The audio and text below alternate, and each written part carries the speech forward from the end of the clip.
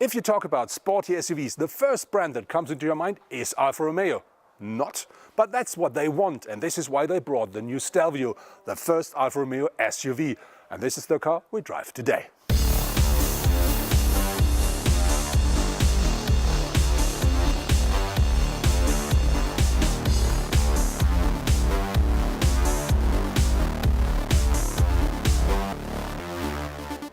Our car features the 210 brake horsepower diesel engine, and that offers a maximum torque output of 470 Newton meters. This is combined with the 8-speed automatic, of course, and that really is a very nice package. That the car is quite powerful and it's still very quiet. We do have the different drive modes on board with this car as standard, so we have the so-called DNA.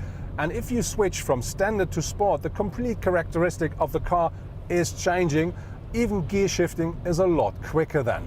The drive of the car, in one word, is precise, which means we do have a very direct, very precise steering on board, and the suspension is quite stiff but still comfortable. And even if you drive turns quite quick, you still feel more than safe.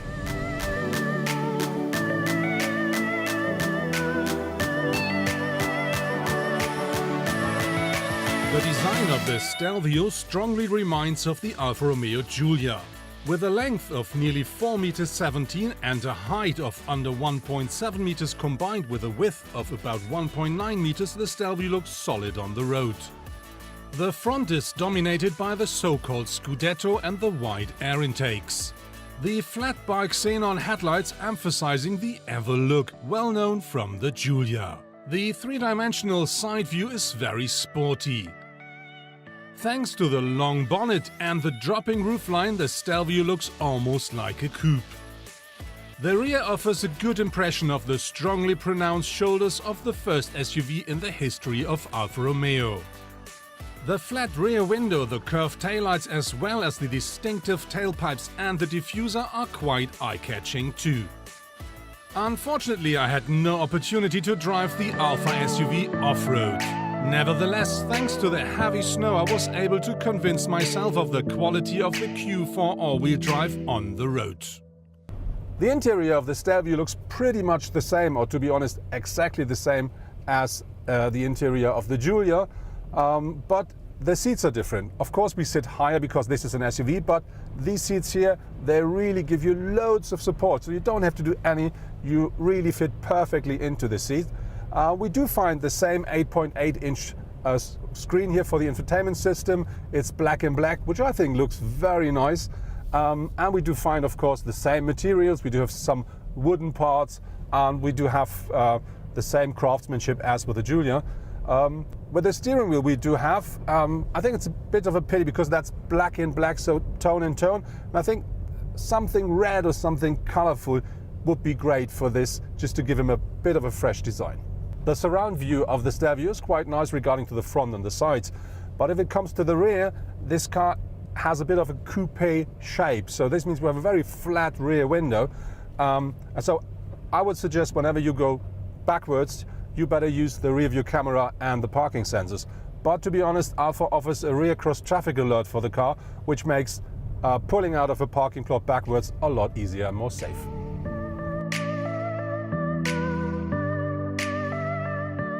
The Stelvio offers plenty of space. Even a tall driver like me, I'm nearly 2 meters high, will find plenty of space and will drive the car very comfortable. And there is still space behind me. And if there would be a standard person in the driver's seat, there's plenty of space for passengers. The boot size is 525 liters with the seats up. And if you fold down the rear seats, that increases up to 1,600 liters.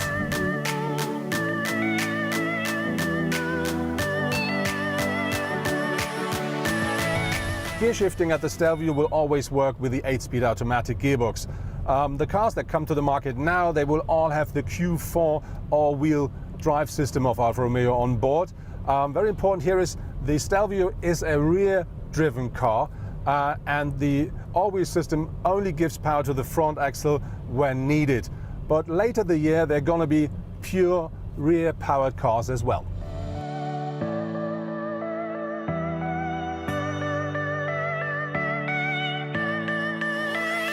Alfa Romeo offers for the new Stelvio 2-liter 4-cylinder diesel engines with an output between 180 and 210 horsepower. On top of this, we do have 4-cylinder 2-liter petrol engines with an output between 200 and 280 horsepower. Later the year, there will be the top version, which is the Quadrifoglio, and that offers 510 horsepower out of 6 cylinders.